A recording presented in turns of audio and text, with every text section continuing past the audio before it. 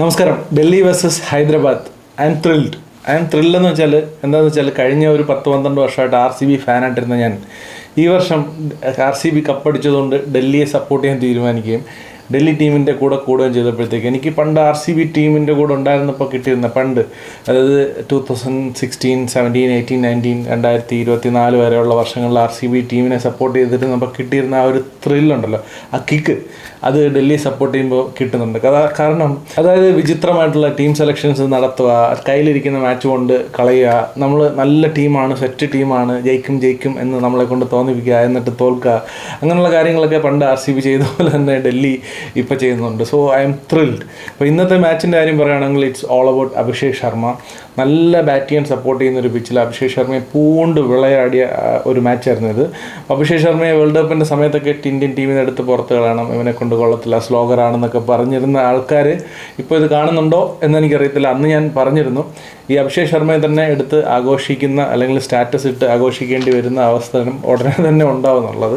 So he's a talent. ഇപ്പോൾ നമ്മൾ വൈഭവ് സൂര്യവംശയെ ചെറിയ പയ്യനായതുകൊണ്ട്, 15 വയസ്സുള്ളൊരു പയ്യനായതുകൊണ്ട് ഇച്ചിരി അധികം ആഘോഷിക്കുമ്പോഴും അഭിഷേക് ശർമ്മയും ഒരുപാട് പ്രായമുള്ള ആൾ, he's also an youngster.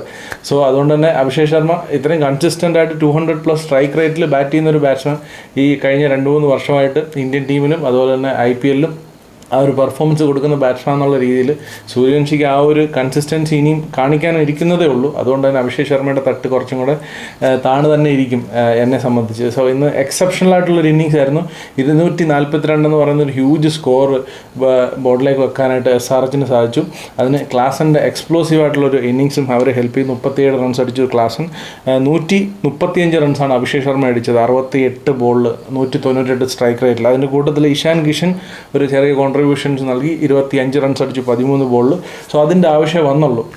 So ഡൽഹിയെ സംബന്ധിച്ച് പറയുകയാണെന്നുണ്ടെങ്കിൽ ഡൽഹി നമ്മൾ വേൾഡ് കപ്പിൽ കണ്ട ലെഫ്റ്റ് ഹാൻഡേഴ്സ് അടുപ്പിച്ച ഓപ്പണേഴ്സും 2 ലെഫ്റ്റ് ഹാൻഡേഴ്സും 1 ഡൗൺ ലെഫ്റ്റ് ഹാൻഡേഴ്സൊക്കെ ഉണ്ടെന്നുണ്ടെങ്കിൽ ഒരു ഓഫ് സ്പിന്നറിനെ കളിപ്പിക്കുക എന്ന് പറയുന്നൊരു സംഭവം വേൾഡ് കപ്പിലൊരു ട്രെൻഡ് ഉണ്ടായിരുന്നു. സോ അത് തന്നെയാണ് ഇപ്പോൾ ഡൽഹി ഇന്ന് കാണിച്ചതും, അത് തന്നെയാണ് ചെന്നൈ മാറ്റ് ഷോട്ടിനെ കളിപ്പിച്ചുകൊണ്ട് കാണിക്കാൻ ശ്രമിച്ചതും, അത് തന്നെയാണ് പഞ്ചാബിനെതിരെ LSG മാർക്കറത്തെ കൊണ്ട് എറിയിച്ച് 32 റണ്ണ് തിന്നത്. എന്താണ് ഇവർക്ക്, what's wrong with this people? അതായത് ഈ ഓഫ് സ്പിന്നറെ നല്ലൊരു ഓഫ് സ്പിന്നർ ആണെന്നുണ്ടെങ്കിൽ, ക്വാളിറ്റി ഉള്ള ഒരു ഓഫ് സ്പിന്നർ ആണെന്നുണ്ടെങ്കിൽ ഓക്കെ, ഇമ്മാതിരി പിച്ചിലൊക്കെ അഭിഷേക് ശർമ്മയുടെ മുന്നിൽ അല്ലെങ്കിൽ കൂപ്പർ കൊണാലി, പ്രിയൻ ഷാരി അവരുടെയൊക്കെ മുന്നിലേക്ക് ഒരു ഹാഫ് ഓഫ് സ്പിന്നറിനെയൊക്കെ കൊണ്ട് ഇട്ട് കൊടുക്കുക എന്ന് പറഞ്ഞാൽ അതുപോലെ സൂയിസൈഡലായിട്ടുള്ള കാര്യം വേറെയില്ല. സോ അത് തന്നെയാണ് ഇന്ന് സംഭവിച്ചത്. നിതീഷ് റാണെ ഇവർ 3 ലെഫ്റ്റ് ഹാൻഡേഴ്സ് ടോപ്പ് ഓർഡറിൽ ഉള്ളതുകൊണ്ട് നിതീഷ് റാണെ കളിപ്പിച്ചു.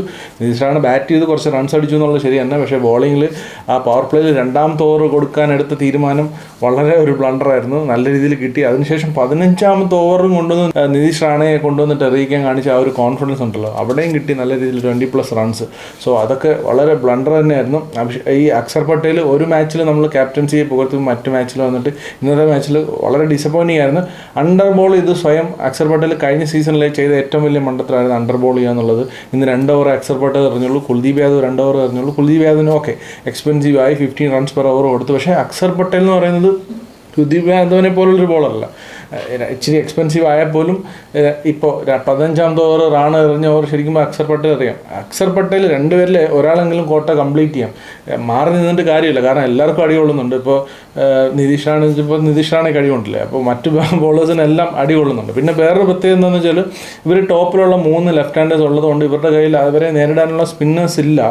സ്പിന്നിന് അതിനനുസരിച്ചുള്ള ക്വാളിറ്റി സ്പിന്നർ ഇല്ല എന്നുണ്ടെന്നുണ്ടെങ്കിൽ എന്താ ചെയ്യേണ്ടത്? പേസ് ബോളേഴ്സിന് വെച്ച് അതിനെ ടാക്കിൾ ചെയ്യുക, സ്പേസ് ബോളേഴ്സിനെ യൂസ് ചെയ്തിട്ട് അതിനൊരു സൊല്യൂഷൻ കണ്ടെത്തുക. നടരാജനെ ഇന്ന് കൊണ്ടുവന്ന് 12ാമത്തെ ഓവറിലാണ്.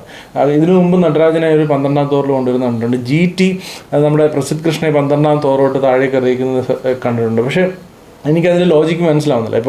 ഇപ്പം നല്ലൊരു ലെഫ്റ്റ് ഹാൻഡേഴ്സ് തന്നെ ബാറ്റ് ചെയ്തുകൊണ്ടിരിക്കുമ്പോൾ, പാർട്ട്ണർഷിപ്പ് ബിൽഡ് ചെയ്തുകൊണ്ടിരിക്കുമ്പോഴത്തേക്ക് ഒരു ഓഫ് സ്പിന്നറേ ഉള്ളൂ, ഒരു ഹാഫ് ഓഫ് സ്പിന്നർ എന്ന് പറയാൻ പറ്റുന്ന നിതീഷ് റാണേ ഉള്ളൂ. അങ്ങനെയാണെന്നുണ്ടെങ്കിൽ എന്തുകൊണ്ട് നടരാജനെ ഒരു 6th 7th ഓവറിൽ കൊണ്ടുവന്നുകൂടാ? ഇപ്പോൾ അക്ഷർ പട്ടേൽ അതുപോലെ തന്നെ കുൽദീപ് യാദവിനൊക്കെ പിന്നീട് റൈറ്റ് ഹാൻഡേഴ്സ് വരുമ്പോഴത്തേക്ക് യൂസ് ചെയ്യാമല്ലോ. റൈറ്റ് ഹാൻഡേഴ്സ് വരുമ്പോൾ ഈ 2 ബോളറും ഹാൻഡ് ചെയ്യേണ്ടി വരും. സോ ആ ഒരു phase left handers partnership build ചെയ്ത് വരികയാണെന്നുണ്ടെങ്കിൽ അവിടെ പേസിന് എങ്കിഡിക്ക് ഒരു ഓവറും കൂടെ വേണമെങ്കിൽ കൊടുക്കാം, അല്ലെങ്കിൽ നടരാജൻ അവിടെ 2 ഓവർ കൊടുക്കാം.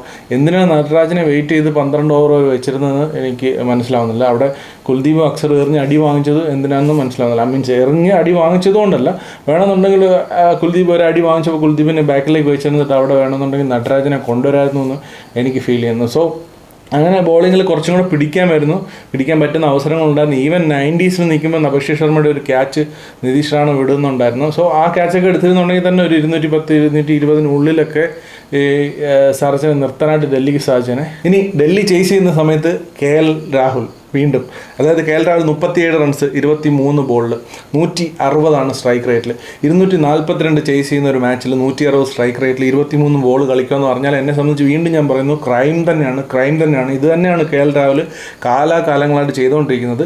എല്ലാ ലോഡും എടുത്ത് പുറകെ വരുന്ന ബാറ്റ്സ്മാൻമാരുടെ തലയിലേക്ക് ഇട്ട് കൊടുക്കുന്ന ഒരു പരിപാടിയാണിത്. ഒന്നെങ്കിൽ അടിക്കുക, ഇല്ലാന്നുണ്ടെങ്കിൽ ഔട്ടായി പോകുക, കളി തോറ്റോട്ടെ. ഈ രീതിയിൽ ഒരു ചാൻസ് ഇപ്പോൾ സമീർ റുസിയോ അല്ലെങ്കിൽ സ്റ്റബ്സിനോ മില്ലറിനോ ഒക്കെ വന്നിട്ട് അടിച്ച് ജയിപ്പിക്കാൻ പറ്റുന്നൊരു ചാൻസ് ഇല്ലാതാക്കേണ്ട ആവശ്യമില്ല. നിതീഷ് റാണയും അതുപോലെ തന്നെയാണ്. നിതീഷ് റാണ അവസാനം ഈ ഒരു സ്ട്രൈക്ക് റേറ്റ് മാനേജ് ചെയ്തെന്നുള്ളത് ശരി തന്നെയാണ്. ഒരു ഫേസിൽ അവർ രണ്ടുപേരും നിന്ന് നല്ല രീതിയിൽ ഒരു ഇൻറ്റൻറ്റ് കാണിക്കാതെ, ഒരു ബൗണ്ടറി കണ്ടെത്താൻ ശ്രമിക്കാതെ സിംഗിൾസും ഡബിൾസും എടുത്ത് അവർ മുന്നോട്ട് കൊണ്ടുപോയ ഒരു ഫേസ് ഉണ്ടായിരുന്നു. ആ ഫേസിൽ അടി പറഞ്ഞു. ഇപ്പോൾ SRH ബാറ്റ് ചെയ്യുന്ന സമയത്താണെന്നുണ്ടെങ്കിൽ അവർ 10 ഓവർ കഴിഞ്ഞപ്പോഴത്തേക്ക് 67 റൺസുള്ളൂ. ഒരു 10 റൺസ് പെർ ഓവറേ ഉള്ളൂ. അവർക്കത് മതി. കാരണം അവർ ടാർഗറ്റ് ചേസ് ചെയ്ത് പോകുന്നതല്ല. അവർക്ക് പറ്റുമെന്നുണ്ടെങ്കിൽ 200 അടിച്ചാലും 210 അടിച്ചാലും അവരാരും കുറ്റം പറയില്ല. പറ്റുമെന്നുണ്ടെങ്കിൽ 240 എത്തിക്കുക എന്നുള്ളതാണ് അവരുടെ ഒരു ഫസ്റ്റ് ബാറ്റ് ചെയ്യുമ്പോൾ ഒരു ടീമിൻ്റെ ഒരു ചിന്താഗതി എന്ന് പറയുന്നത്. പക്ഷേ സെക്കൻഡ് ബാറ്റ് ചെയ്യുമ്പോൾ അങ്ങനെയല്ല. 242 അവരെ സംബന്ധിച്ച് അടിച്ചേ പറ്റൂ. സോ അതുകൊണ്ട് തന്നെ ആൻറ്റിസിപ്പേറ്റ് ചെയ്ത് റൺ അടിക്കണം. പവർ പ്ലേയിൽ 60 റൺസ് വന്നാൽ പോരാ, പവർ പ്ലേയിൽ 70-75 റൺസ് വരണം. 10 ഓവർ ആകുമ്പോഴത്തേക്ക് ഒരു 120 റൺസിലെങ്കിലും എത്തിയാലേ അടുത്ത 10 ഓവറിൽ 120 എന്ന് പറയുമ്പോൾ പോലും കണ്ടിന്യൂസ് 12 റൺസ് വെച്ച് ഓവറിൽ അടിച്ചു പോകുക എന്ന് പറയുന്നത് വളരെ ബുദ്ധിമുട്ടുള്ളൊരു കാര്യമാണ് ചേസ് ചെയ്യുന്ന സമയത്ത്. സോ അങ്ങനെ നോക്കുമ്പോഴത്തേക്ക് ഇനിഷ്യലി അടി വരേണ്ടത് ഇത്രയും വലിയ ടോട്ടൽസ് ചേസ് ചെയ്യുമ്പോൾ വളരെ ഇമ്പോർട്ടൻ്റ് ആയിട്ടുള്ളൊരു കാര്യമാണ്.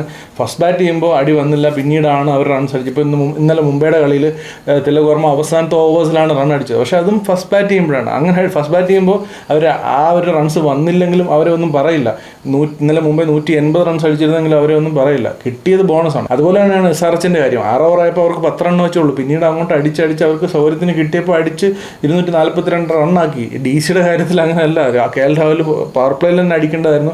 10 മിനിറ്റ്സ് ഡിസപ്പോയിൻറ്റ് ചെയ്തു. നിതീഷ് റാണയും ആ ഒരു പവർ പ്ലേയിൽ അടിച്ചില്ല. പിന്നീട് നല്ല രീതിയിൽ അടിച്ച് നിതീഷ് റാണ 57 റൺസ് അടിച്ചു 30 ബോളിൽ. സ്ട്രൈക്ക് റേറ്റ് 190 ഉണ്ട്. ഏറ്റവും സ്ട്രൈക്ക് റേറ്റുള്ള ബാറ്റ്സ്മാൻ നിതീഷ് റാണ. പക്ഷേ ഒരു ഫേസിൽ നിതീഷ് റാണയും കുറച്ച് സ്ലോ ആയെന്നുള്ളതാണ്. പിന്നീട് പെട്ടെന്ന് വന്നിട്ട് ക്വിക്കായിട്ട് വിക്കറ്റ്സ് നഷ്ടപ്പെട്ടു.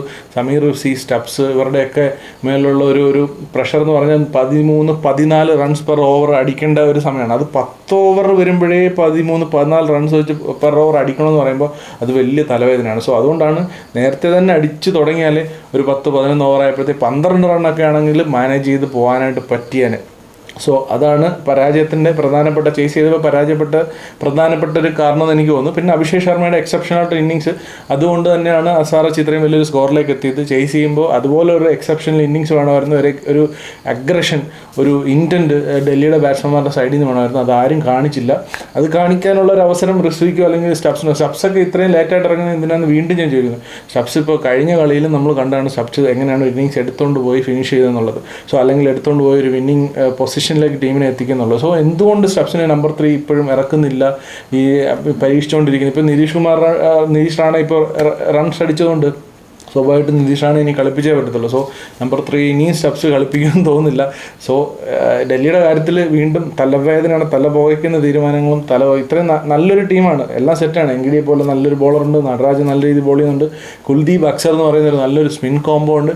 ബാറ്റിങ്ങിൽ KL രാഹുൽ, നിസംഗ എന്ന് വേണ്ട സ്റ്റബ്സ്, മില്ലറിനെ പോലുള്ള ഫിനിഷേഴ്സ്, റിസ്വിയെ പോലെ ഒരു യങ് ടാലൻറ്റ്, അങ്ങനെ എല്ലാ റിസോഴ്സും ഉള്ളൊരു ടീം. പക്ഷേ കോമ്പിനേഷൻ സെറ്റാക്കാതെ ആവശ്യമില്ലാത്ത ചേഞ്ചസ് ഓരോ മാച്ചിലും കഴിഞ്ഞ മാച്ചിൽ കരുൺ നായറിനെ കളിപ്പിച്ചു, ഈ മാച്ചിൽ കൊണ്ടുവന്ന് നിതീഷ് റാണെ കളിപ്പിക്കും. ഏതെങ്കിലും ഒരാളെ കളിപ്പിച്ചാൽ അവർക്ക് മുന്നോട്ടൊരു അവസരങ്ങൾ കുറച്ചും കൂടെ കൊടുക്കുക.